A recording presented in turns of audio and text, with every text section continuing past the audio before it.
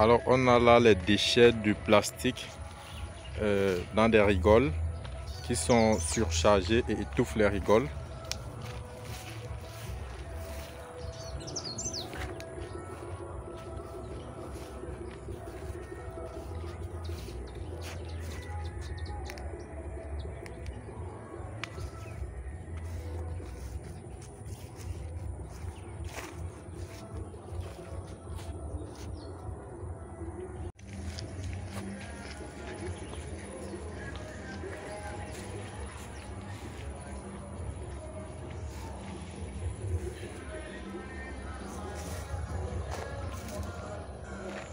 Et on a ces autres déchets qui ont été récupérés pour des recyclages. Bonjour à tous et une fois de plus, bienvenue. Aujourd'hui, je vais vous parler d'un sujet particulier. Particulier parce que c'est un sujet qui me tient à cœur depuis un certain temps. Je me pose beaucoup de questions. En fait, tous ces derniers temps, j'ai eu à parcourir pas mal d'endroits, notamment des entreprises, des industries et aussi beaucoup de ménages. Et c'est pour cela qu'après avoir observé certaines choses, je me suis dit qu'il était important aussi d'aborder le sujet. Je tiens d'abord à vous préciser que tout ce que je vais dire dans cette vidéo n'est que mon opinion. C'est ma perception de la chose, une perception que j'ai dû développer après avoir visité plusieurs milieux, comme je viens de le dire tout à l'heure. Alors, avant de continuer, j'aimerais inviter tous ceux-là qui nous regardent et qui ne sont pas encore abonnés à la chaîne, d'aller sur le petit bouton rouge qui est juste à côté, de s'abonner et d'activer la cloche de notification pour ne pas manquer la prochaine vidéo. Il y a de cela un peu plus de 2 mois, je me baladais sur les réseaux sociaux en ligne, puis je suis tombé sur un article. Le titre de cet article, c'était « Les 25 pays les plus sales au monde ».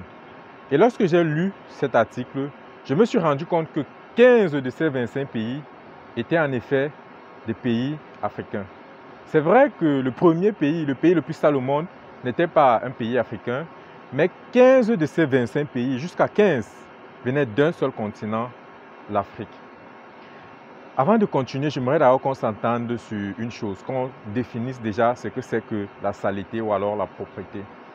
Selon moi, la saleté, c'est juste un manque de contrôle des déchets, un manque de contrôle, une absence totale de contrôle, ou alors un contrôle qui n'est pas assez méticuleux. Pour illustrer, pour un peu vous montrer, pour un peu vous expliquer mieux, je vais prendre un exemple. Considérons 2 toilettes. Des toilettes qui ont les mêmes tailles, la même commodité et le même confort. Bref, des toilettes qui sont nouvellement construites. Puis on va aussi choisir 2 individus. Un individu A et un individu B. L'individu A va utiliser la première toilette et l'individu B va utiliser la deuxième toilette. Alors au fil du temps, lorsque les 2 individus vont utiliser leur toilette, si l'individu A, lorsqu'il finit de faire ses besoins, ne prend pas le temps de tirer sur le bidet pour que l'eau puisse être, pour que les rejets puissent être évacués. Peut-être il est trop pressé, il finit, il laisse, il quitte, il part. Il ne se préoccupe pas tellement de prendre soin, de faire en sorte que tout cela puisse être propre.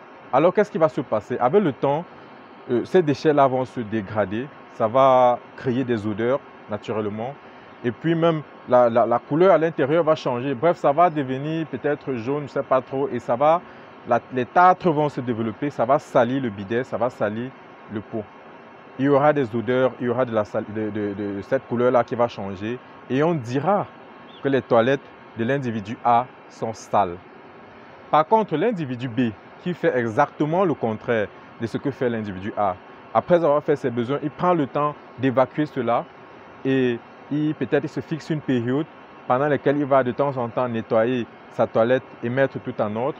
Alors, il n'y aura pas d'odeur qui va se développer, il y aura la couleur peut-être du bidet ne va pas changer et on dira que cette toilette-là est propre. Donc, si vous me comprenez bien, vous voyez que la saleté ou la propreté, il y a des actes qui se posent, qui vont faire en sorte qu'un environnement puisse être sale ou propre. Ça ne s'applique pas seulement aux toilettes, ça s'applique dans tous les domaines. Si vous travaillez peut-être dans un bureau ou dans un atelier ou je ne sais pas, dans un milieu quelconque, lorsque vous, peut-être vous mangez peut-être des fruits, si ces épluchures-là, vous les jetez au sol, ou alors si vous jetez des déchets plastiques n'importe où, ce sont ces déchets, ces épluchures et ces déchets qui vont constituer la saleté. Par contre, si au lieu de jeter ça n'importe où comme cela, vous prenez le temps de mettre cela dans un panier ou alors dans un bac à poubelle ou dans une corbeille, alors il n'y aura pas de saleté. Juste parce que vous avez pris votre temps de cadrer cela et de mettre ça dans un milieu bien précis. Et étant dans cette corbeille, il sera transvasé peut-être dans un camion à poubelle et après il sera versé dans un milieu où il pourra être recyclé ou alors incinéré ou alors mieux traité. Donc vous voyez que la saleté découle des actions des hommes. Alors, si vous avez compris ma définition de la saleté ou de la propreté, vous pourriez facilement répondre à la question qui est le titre de la vidéo: comment faire pour rendre notre environnement plus propre? Alors, avant de continuer, je tiens à préciser une chose. Les entreprises, bon, c'est vrai que ce n'est pas toutes les entreprises, certaines entreprises produisent énormément de déchets, les industries. Ça va dépendre dans quoi est-ce que va faire cette industrie ou cette entreprise. Mais certaines produisent énormément de déchets. Il y a des entreprises qui produisent, lorsqu'ils s'installent dans une ville, leurs déchets à eux seuls est plus que celle de toute la ville. C'est pour ça que les normes de propreté, d'hygiène doivent être méticuleusement respectées au niveau des entreprises. Il fut une époque, là c'est un peu de l'histoire, il fut un temps, c'était pendant la révolution industrielle, notamment dans des pays qui étaient concernés, l'Europe et l'Amérique, où il y avait plusieurs entreprises, c'était l'ère de la production. Il y avait des entreprises qui produisaient des tonnes de choses, des produits, et ces entreprises faisaient aussi énormément de déchets. Cependant, ces déchets n'étaient pas toujours contrôlés. Et ça a atteint un niveau où ça devenait la catastrophe. Puis lorsque les individus se sont rendus compte, notamment en Europe, lorsqu'en Europe, ils se sont rendus compte qu'ils détruisaient l'environnement, que ça affectait le milieu, leur nature. Alors qu'est-ce qu'ils ont fait? Ils se sont regroupés. Ils ont réfléchi pour trouver des solutions. Ils se sont mis à planter des arbres, ils se sont mis à creuser des caniveaux, à faire des réseaux souterrains pour pouvoir canaliser, pour pouvoir contrôler mieux leurs déchets.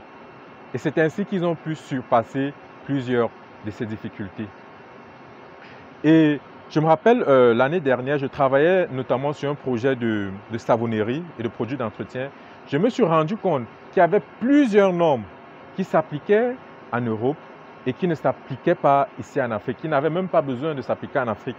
Pourquoi? Parce que eux là-bas, ils ont eu des difficultés et ils se sont regroupés, ils ont cherché les moyens, les solutions pour pouvoir résoudre cela. Alors, nous ici en Afrique, nous n'avons pas besoin de commettre les mêmes erreurs. Nous pouvons nous inspirer de leur histoire et arranger les choses et s'améliorer.